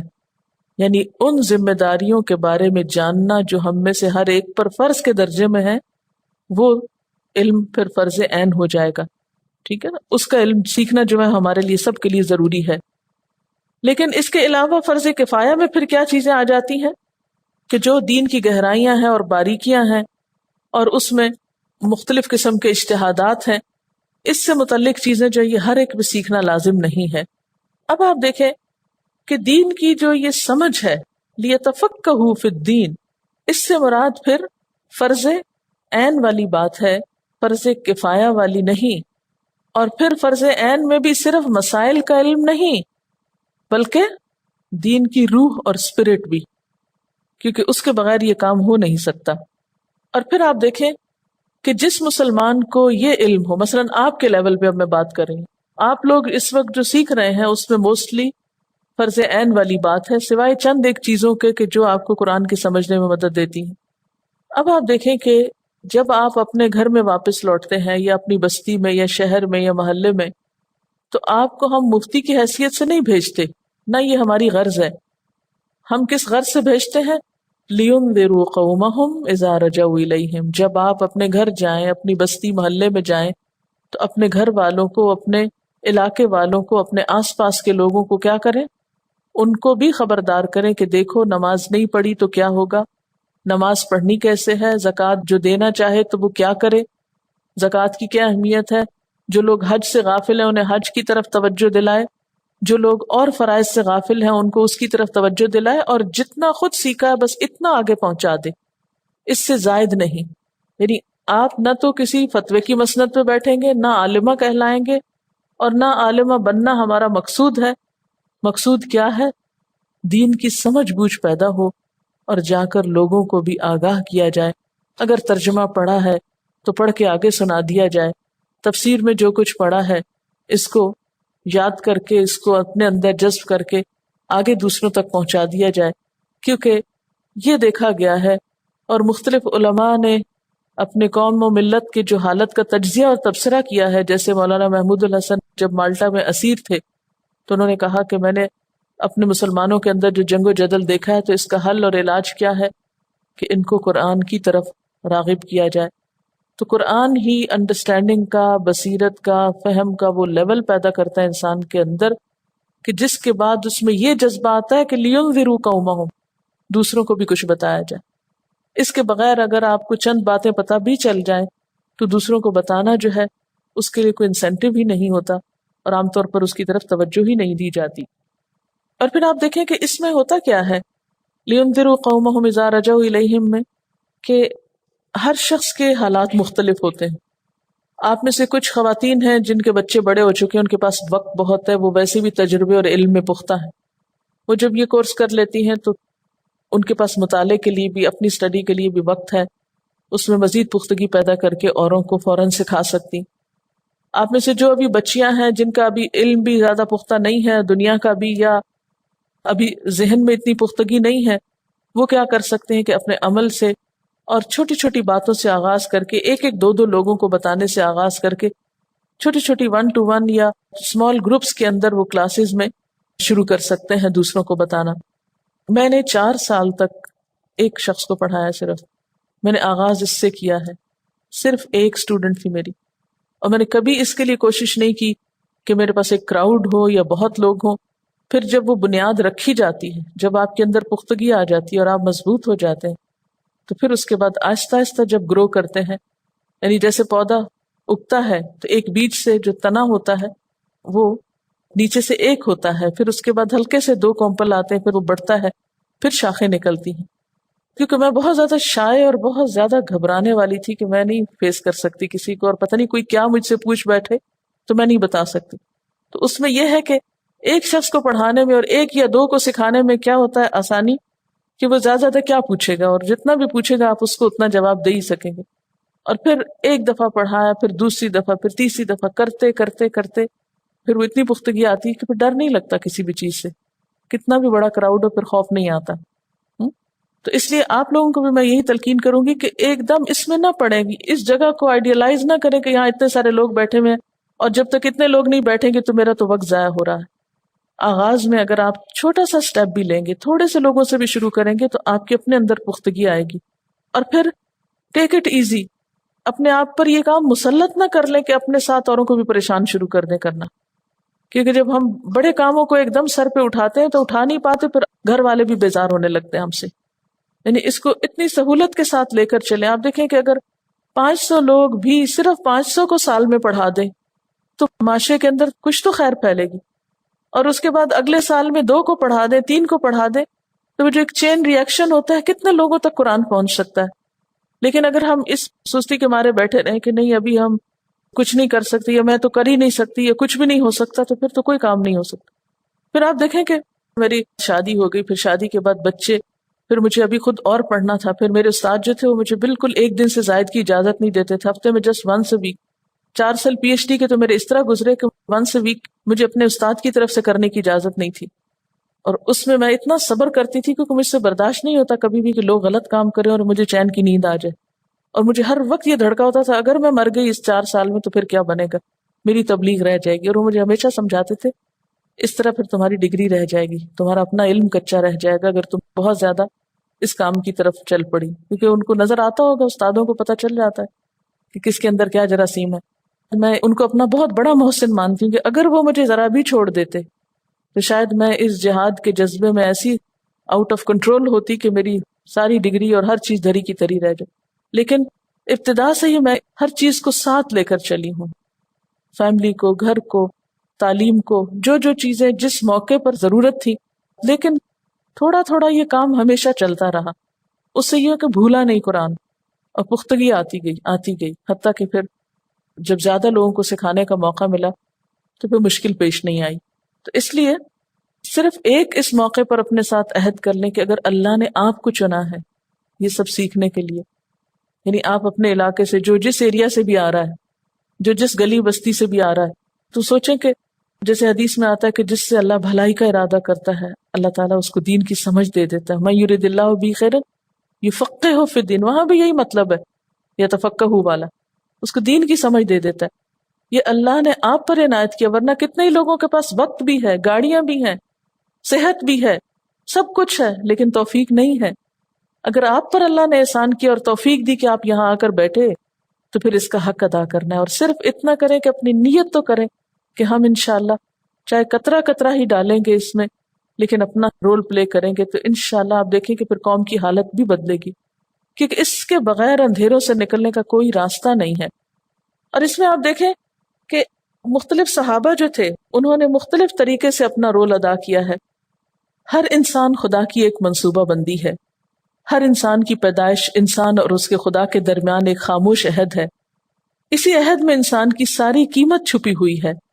ہر انسان کو خدا نے کچھ خاص صلاحیتیں دی ہیں، اور ہر آدمی نے خاموش زبان میں یہ اقرار کیا ہے کہ وہ دنیا میں اس خاص کام کو انجام دے گا جس کے لیے خدا نے اس کو پیدا کیا اور جس کے مطابق اسے خصوصی صلاحیتوں سے نوازا گیا. جو انسان ایسا کرے اس نے گویا خدا کے نقشہ تخلیق میں اپنی جگہ حاصل کی، جو ایسا نہ کرے وہ خدا کے نقشہ تخلیق میں اپنی جگہ حاصل کرنے میں ناکام رہا. اس بات کو یہاں اصحاب رسول کی مثال سے واضح کیا جاتا ہے. صحابہ کرام میں ایک حضرت ابو ہریرہ تھے اور دوسرے خالد بن ولید تھے. حضرت ابو ہریرہ کی روایات کی تعداد 5374 تک شمار کی گئی ہے، جبکہ خالد بن ولید کی روایات کی تعداد 100 سے بھی کم ہے. یہ فرق بظاہر عجیب معلوم ہوتا ہے، دونوں ہی صحابی ہیں لیکن ایک 5000 حدیثیں روایت کر رہے ہیں اور ایک 100 سے بھی کم. مگر اس فرق کی وجہ خدمت اسلام کے میدان کا فرق تھا، نہ کہ خود اسلام کا. میدان کا فرق ہے. حضرت ابو ہریرہ بھی مخلص مسلمان تھے اور خالد بھی مخلص مسلمان، مگر فطری صلاحیت کے اعتبار سے دونوں میں فرق تھا. انہوں نے کامل شعور کے ساتھ اس فرق کو پہچانا اور اس پر عمل کیا. حضرت ابو ہریرہ نے اپنی صلاحیت کے لحاظ سے اپنے لیے خدمت اسلام کا ایک میدان منتخب کر لیا، اور حضرت خالد نے اپنی صلاحیت کے اعتبار سے دوسرا میدان. حضرت خالد کہتے ہیں کہ میں جب بھی رسول اللہ صلی اللہ علیہ وسلم کے خلاف کسی مہم میں نکلتا، کیونکہ پہلے یہ مسلمان نہیں تھے، تو ہمیشہ یہ احساس لے کر واپس آتا کہ میں اپنے آپ کو وہاں لگائے ہوئے ہوں جہاں مجھ کو نہیں لگانا چاہیے، یعنی میں اللہ کے رسول کی مخالفت کر رہا ہوں. انی موضع فی غیر شیء، یہ احساس انہیں ستاتا رہا یہاں تک کہ فتح مکہ سے کچھ پہلے مدینہ آئے اور اسلام قبول کر لیا. حضرت خالد فطری طور پر انتہائی بہادر آدمی تھے. انہوں نے اپنی اس خصوصیت کو جانا اور اس کے موقع کا استعمال کا ادراک کیا.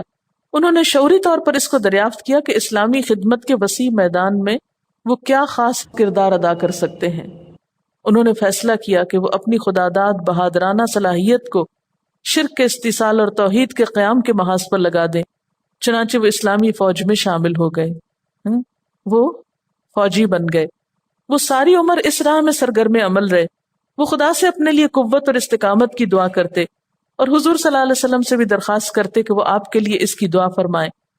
انہوں نے اپنی ساری زندگی اسلامی جہاد میں صرف کی، حتیٰ کہ حضور صلی اللہ علیہ وسلم نے ان کے بارے میں فرمایا خالد اللہ کی تلواروں میں سے ایک تلوار ہے جس کو خدا نے مشرکین کے خلاف نکالا ہے، سیف من سیوف اللہ صلی اللہ علی المشرکین۔ دوسری مثال حضرت ابو ہریرہ کی ہے۔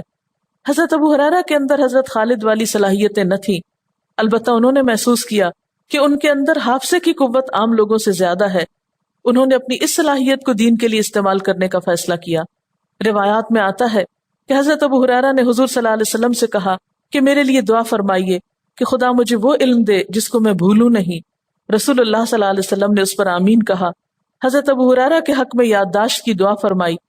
عام طور پر یہ سمجھا جاتا ہے کہ حضرت ابو ہریرہ کی غیر معمولی قوت حافظہ اس دعا کا نتیجہ ہے، مگر نفسیاتی اعتبار سے دیکھیے تو یہ دراصل خود حضرت ابو ہریرہ کی اپنی تڑپ کا اظہار ہے۔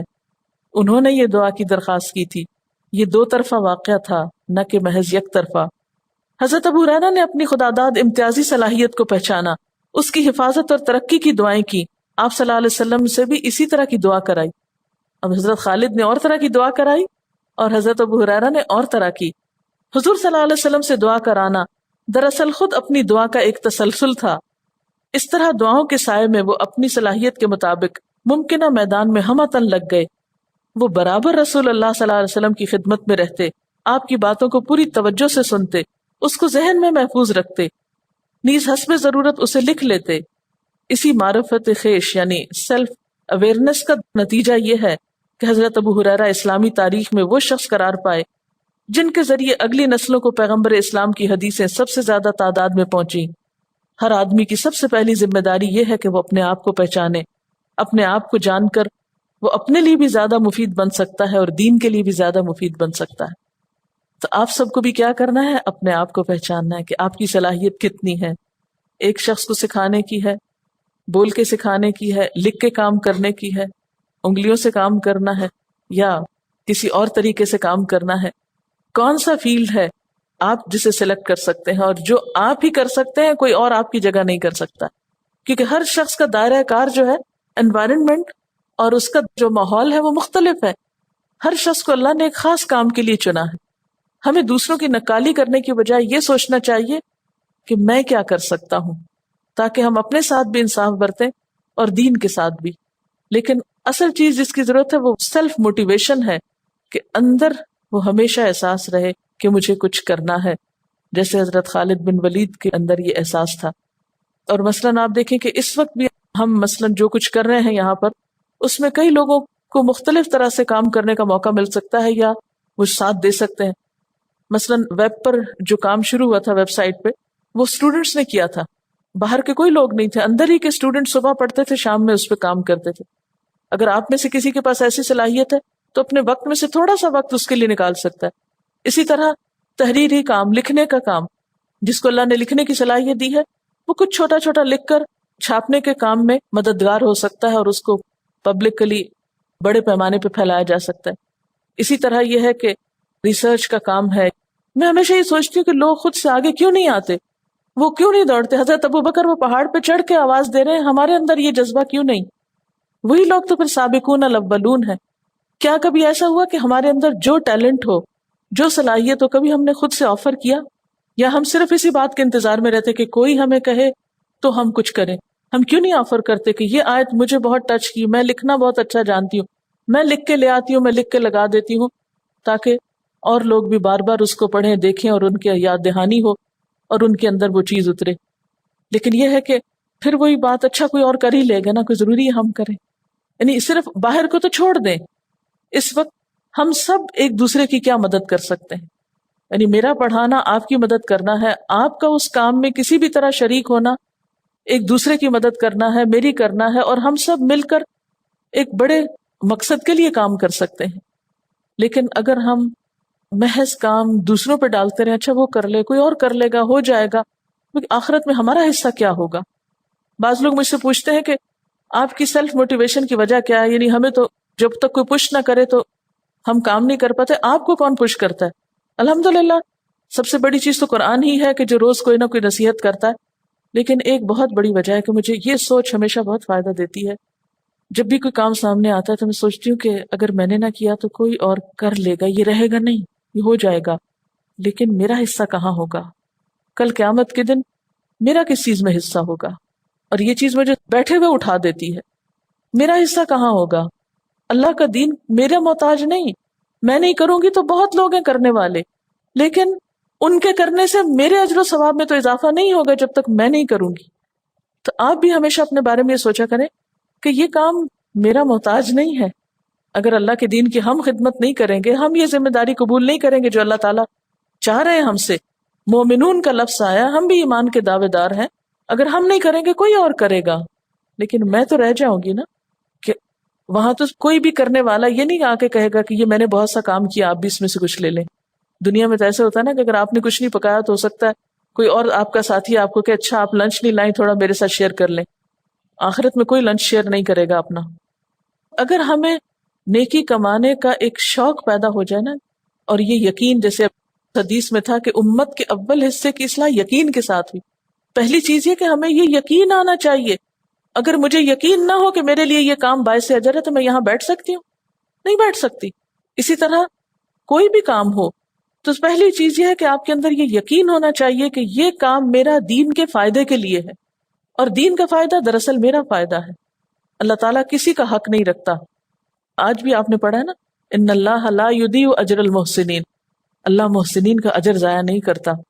تو بات یہ کہ کیا میں احسان کرنے والوں میں شامل ہوں؟ وآخر دعوانا ان الحمد للہ رب العالمین۔